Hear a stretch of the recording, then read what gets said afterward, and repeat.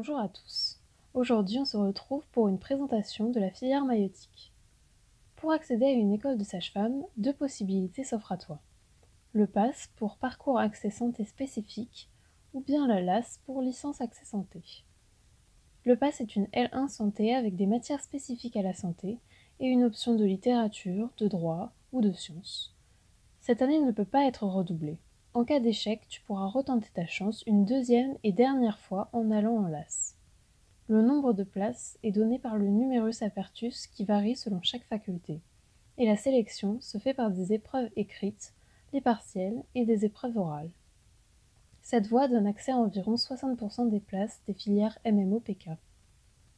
La LAS est une licence générale avec option accès santé.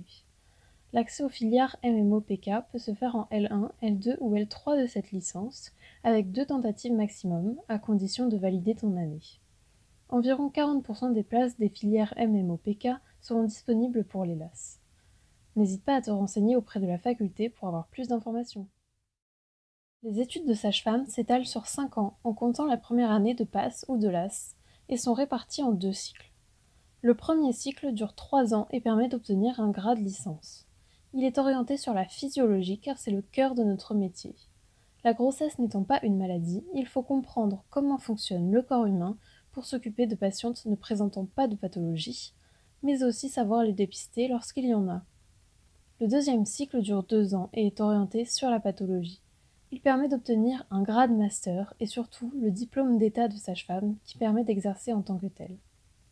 Nous allons t'expliquer comment se déroule chaque année à l'école de sage-femme de Sorbonne Université. La SMADE, c'est la première année spécifique aux études de sage-femme. On a une majorité de cours magistraux, d'enseignement dirigé, donc des ED, et des TP qu'on réalise à l'approche des stages. Donc l'idée du premier cycle, et plus spécifiquement de la SMADE, c'est d'avoir des cours sur le fonctionnement du corps humain, donc comme de la cardiologie, de la pneumologie, de l'immuno, de l'endocrinologie, etc. Donc on réalise 3 stages pendant cette année. Un premier stage en janvier de soins infirmiers, où on apprend toutes les bases et c'est un peu notre premier contact avec l'hôpital. Et ensuite, on peut également le faire dans plein de services différents. Et en mai et juin, on a 2 stages, donc un en salle de naissance de 2 semaines et un en suite de couche de 4 semaines. Donc c'est pas des stages d'observation, pas du tout. On a des objectifs que nous fixent les professeurs et les professionnels qui nous encadrent dans l'hôpital. En SMA 3, le rythme change totalement avec une alternance de 2 semaines de cours et 3 semaines de stage.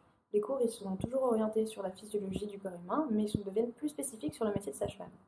Donc, même si on a quelques matières qui sont plutôt générales comme la génétique, la néphrologie, on développe beaucoup plus la gynécologie, l'obstétrique et la pédiatrie.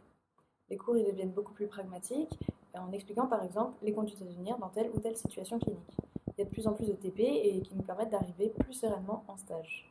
Enfin, on a la possibilité de développer notre connaissance dans un des divers domaines de notre futur métier, prévention, éthique, prise en charge du handicap ou préparation à la naissance et à la parentalité. L'alternance cours-stage nous permet d'avoir 8 stages à l'hôpital cette année, dont 2 en consultation de suivi de grossesse, 2 en suite de couche et 4 en salle de naissance. Cette année va aussi nous permettre de se professionnaliser vraiment très rapidement et donc de maîtriser la plupart du domaine de la physiologie à la fin du premier cycle. En SMA 4, on change de cycle, on devient étudiant hospitalier et on commence à avoir une indemnité. En parallèle, on commence à se pencher sur notre mémoire. C'est quelque chose qu'on va devoir faire durant 2 ans, donc il faut choisir un sujet qui nous plaît. On commence aussi à faire la pathologie. C'est à ce moment-là qu'on verra la pathologie en obstétrique, en pédiatrie et toutes les prises en charge qui en découlent. L'alternance cours-stage reste globalement la même que l'année précédente. Cependant, plusieurs fois dans l'année, 2 stages se suivent, ce qui rend le rythme beaucoup plus intense.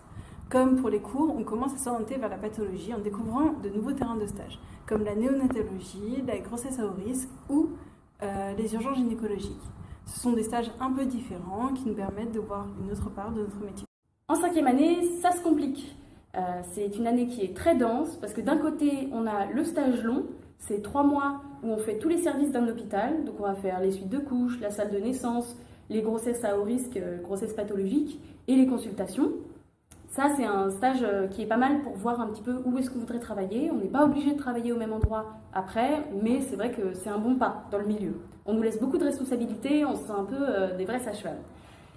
À côté de ça, les autres stages, c'est assez libre, ce qui est aussi très cool parce que Ça nous permet de voir pas mal de services qu'on n'avait jamais vus au travail des sages-femmes. Donc il y a planning familial, protection maternelle et infantile. On peut on peut faire des stages en libéral ou à l'hôpital. Enfin, c'est assez libre.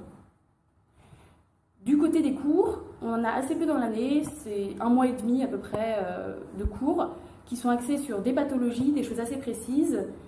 On a des partiels un petit peu répartis et surtout, on a une épreuve écrite qui résume la pédiatrie, l'obstétrique et la gynéco depuis le début de nos études, qui nous permet de valider ou pas le diplôme, et une épreuve clinique qui se passe à l'hôpital et où on doit montrer comment on prendrait en charge 2 patientes. À côté de ça, il y a aussi le mémoire à rendre. C'est en 5e année qu'on lance notre étude et qu'on essaie de tout boucler avant avril, ce qui fait que c'est assez dense. La première des compétences que tu vas étudier à l'école de sage-femme est celle des soins infirmiers. En effet, la sage-femme doit savoir prendre des constantes, préparer des perfusions, réaliser des injections, des vaccins, des prélèvements sanguins, des poses de cathéter ou des sondages urinaires. Nous apprenons tous ces gestes techniques en TP à l'école, puis nous les mettons en pratique sur nos lieux de stage dès la première année d'école. La sage-femme a également des compétences obstétricales, c'est-à-dire qu'elle peut suivre et prendre en charge la patiente pendant la grossesse et l'accouchement. On apprend ainsi au fur et à mesure des années à examiner des femmes enceintes, leur poser des monitorings pour surveiller la vitalité du fœtus, à palper leur ventre, à réaliser des échographies, à leur prescrire les examens complémentaires nécessaires et à mener des séances de préparation à la naissance et à la parentalité. On apprend également à suivre le travail d'une femme enceinte, à réaliser des accouchements et à surveiller la maman et son bébé dans les heures et les jours qui suivent l'accouchement. Toutes ces connaissances nous permettent de réaliser le suivi médical de la grossesse en autonomie lorsqu'il n'y a pas de pathologie, ou dans ce cas, il faut orienter la patiente vers un médecin. Bien sûr, la sage-femme s'occupe aussi du nouveau-né. En effet, elle réalise l'examen clinique du nouveau-né dans les premières heures de vie, elle aide à la mise au sein pour l'allaitement et elle réalise des actes de réanimation néonatale lorsque c'est nécessaire. Dans les jours qui suivent l'accouchement, elle surveille la bonne alimentation du nouveau-né, elle prélève les bilans nécessaires et donne des conseils aux parents pour leur nouvelle vie avec leur bébé. La dernière compétence majeure de notre métier est la gynécologie. La sage-femme réalise le suivi gynécologique des femmes qui ne présentent pas de pathologie, de la puberté à la ménopause. Si au cours du suivi gynécologique, une pathologie est dépistée par la sage-femme, elle oriente alors vers le professionnel de santé concerné. La sage-femme peut donc prescrire des contraceptions et les poser, comme des implants ou des stérilés, donner des conseils en sexualité, réaliser les examens de suivi gynécologique, prescrire des médicaments pour interruption volontaire de grossesse et réaliser la rééducation périnéo-sphinctérienne en cabinet libéral, entre autres. Avec toutes ces compétences, la sage-femme peut travailler dans différents domaines et lieux, en maternité, en cabinet libéral, en centre de protection maternelle et infantile, en planning familial, en centre de procréation médicalement assistée et dans des écoles en tant que sage-femme enseignante. L'école de sage-femme de Sorbonne Université se situe depuis peu au campus Picpus à côté de l'hôpital Rothschild. L'école possède une scolarité composée d'une directrice, 2 secrétaires et de sages-femmes enseignantes. Chaque promotion a 2 sages-femmes enseignantes référentes qui s'occupent personnellement de l'organisation de l'année et qui encadrent la promotion. L'AESF-PSA est l'association des étudiants sages-femmes de la Pitié-Saint-Antoine. Elle est composée d'un bureau restreint, comprenant une présidente qui gère l'association, une vice-présidente qui supervise et accompagne les différents pôles, une secrétaire qui s'occupe de tout l'aspect administratif, et d'une trésorière qui gère le compte en banque de l'association. Elle est également composée de nombreux pôles que nous allons maintenant te présenter. On est les petites mains derrière toutes les publications sur les différents réseaux sociaux et du site internet de l'association. En pyjama, à la maison, ou entre deux cours, on permet la bonne communication au sein de l'association, au sein de l'école et aussi avec les autres écoles de sage-femme. Enfin, on s'assure de faire connaître le métier et les études de sage-femme au grand public par le biais de nos réseaux. Abonnez-vous. Le pôle PCS, c'est le pôle de prévention, citoyenneté et solidarité. Du coup, on s'occupe d'organiser des actions solidaires avec différentes assos. Par exemple, on a fait Octobre Rose, on a fait une vente de gâteaux et de pins qui leur aura été reversée. On a participé à Andorun, c'était une course pour l'endométriose, au Téléthon. On fait aussi le Noël solidaire, on fait des actions pour récolter de l'argent, pour que soit offrir des cartes de vœux aux enfants ou leur acheter des cadeaux. On va aussi dans des écoles pour faire l'hôpital des nounours, comme ça on apprend notre métier aux plus petits. Donc voilà, on organise des actions tout au long de l'année et c'est cool et c'est sympa. Mutuelle, restaurant, réduction, le pôle part est là pour ça. Comme son nom l'indique, le pôle partenariat sert à entretenir les relations entre l'association et les partenaires qu'il a déjà et aussi à en trouver de nouveaux. Ces partenaires nous servent à avoir un soutien financier, un soutien matériel lors des différents événements qu'on peut organiser et parfois ils nous aident même à les organiser. Ça nous permet aussi d'avoir des réductions autour de l'école le plus possible pour que nos adhérents soient le plus contents possible et dépensent le moins possible pour se nourrir autour de l'école. Et ça nous permet de leur faire plaisir et de leur faire des petits cadeaux tout au long de l'année pour entretenir la bonne ambiance et le bon esprit.